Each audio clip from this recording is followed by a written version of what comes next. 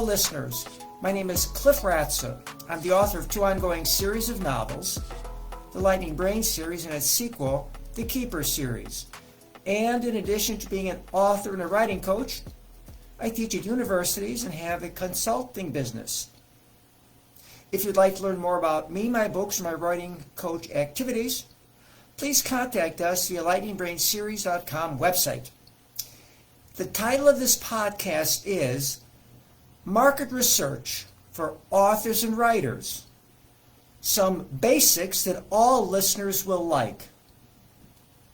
It's a topic of interest to anyone who wants to understand the market for buying and selling. And I'll focus on the market for books, but the rules for marketing and market research apply to all markets, no matter the product or service. Readers and listeners should be interested as well, because they sit on the demand side of the book market. And please remember, like I said before, markets and market research follow the same principles, no matter the product or service we're talking about. Why can I say that? Well, I know this firsthand from my sales and marketing careers in consumer and healthcare markets, as well as my career as a consultant and as an author. Writers and authors are entrepreneurs. Perhaps many of you listening are also. And entrepreneurs should know what market research is all about and why it can help them launch their business, spur the growth of their company, or in the case of writers and authors, help launch their books. So let's start by providing a definition of a market. And this comes from economics. A market is made up on one side by buyers of a particular product or service, and on the other by sellers, usually in a particular geographic area. For example, the United States. And we can divide all these items further. Using books as an example, we can talk about authors of books and readers of books, the readers living in Los Angeles. And we can make the subdivision even more specific. Let's consider the authors of romance novels and the female readers of this genre in Los Angeles between the ages of 36 and 50. Now that we've specified the market, authors will want to know the characteristics of the market in order to gauge how well their novels might do. And by well, they probably mean how well will the books sell? Or from the vantage point of the reader, how likely will readers of that genre be for buying the book? Relying on guesses or intuition or previous experience is sometimes okay, but we usually need more precise answers. And that is the purpose of market research. And here is its definition. Market research is that discipline that uses statistics to gather information about a market, then analyze it to help us answer appropriate questions. And there are 2 methods of collecting the data.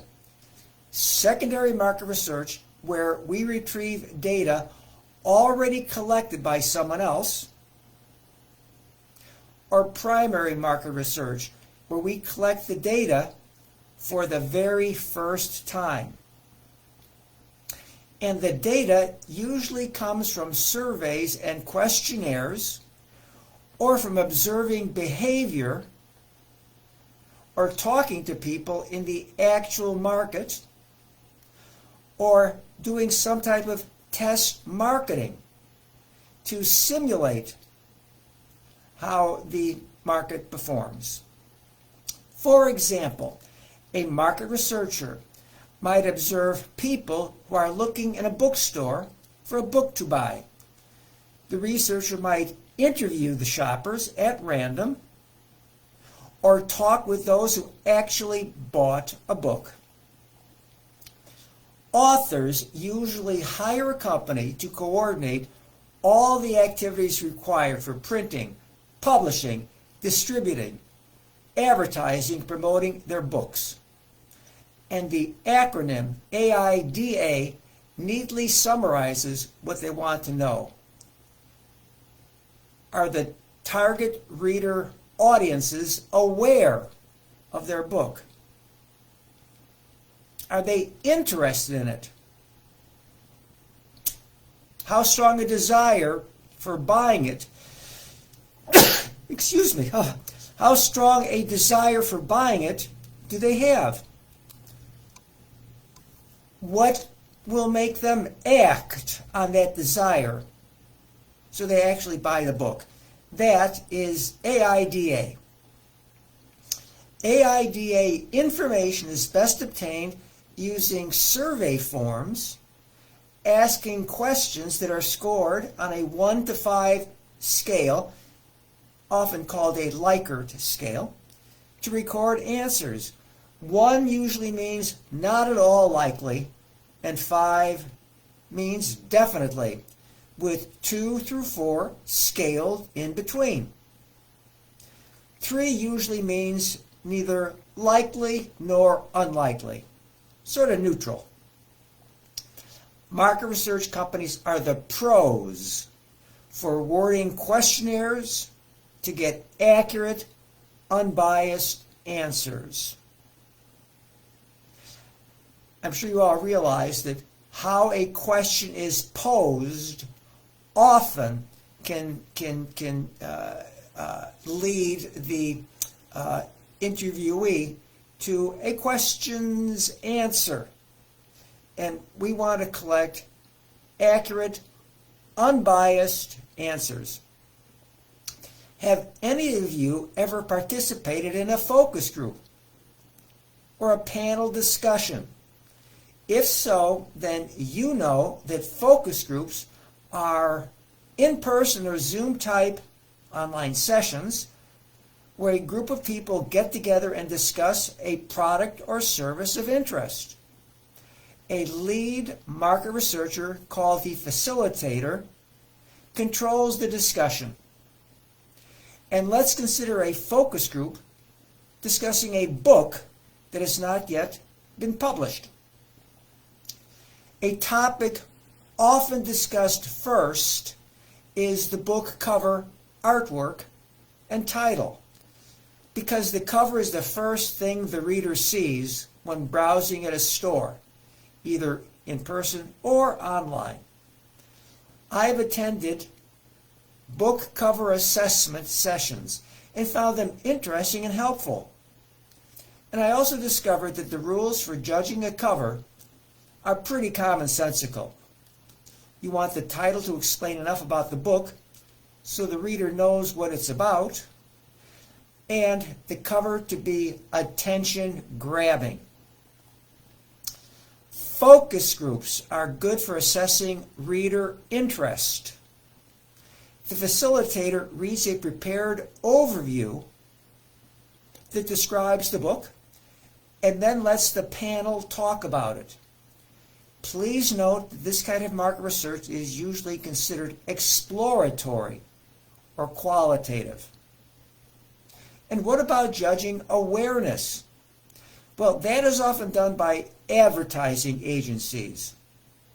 They write media ads and then subscribe to a survey company that generates reports that track reach and frequency. Reach measures what percent of the target market does the advertising actually get to or reach.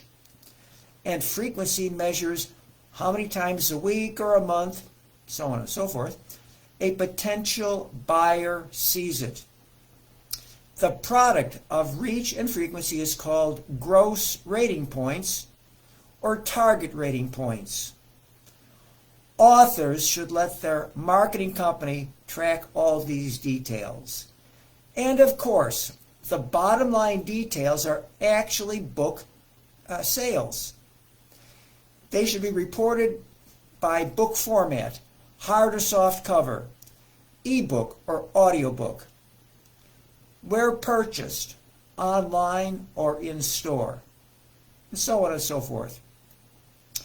Authors should ask their marketing partner to give them reports that track sales over a long enough period of time to judge the impact of the advertising and promotion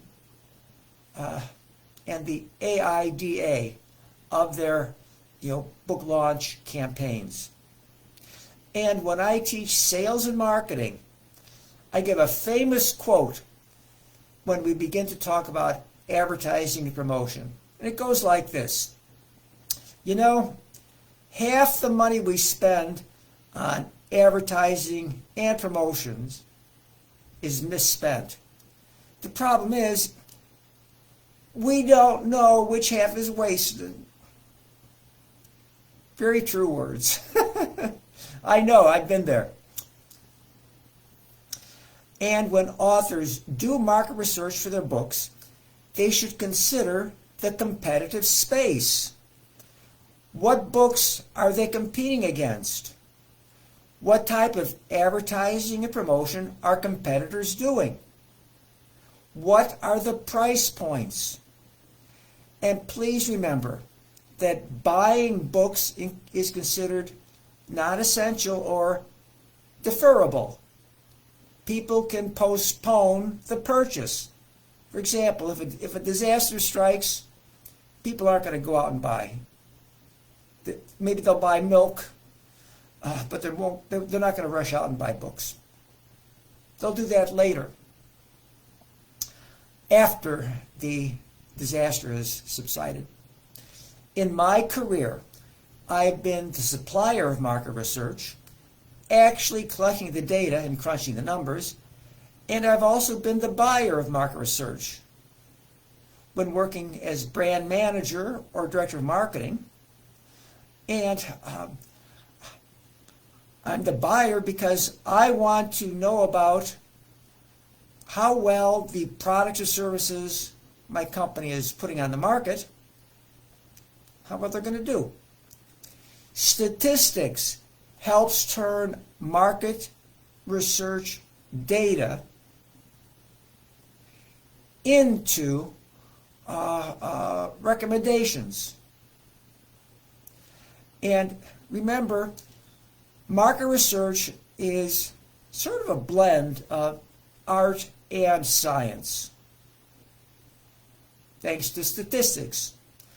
But never forget that marketing is a human contact sport, which ultimately relies on emotion. Numbers will never tell you everything. And so to summarize, a little knowledge about market research can help authors and writers, as well as all listeners, understand what market research is about and, when appropriate, ask the right questions. And authors need to let their marketing partners handle all the nitty-gritty details. But knowing the basics will help keep a book launch pointed in the right direction. And so there, you have it. A useful introduction for all listeners to market research.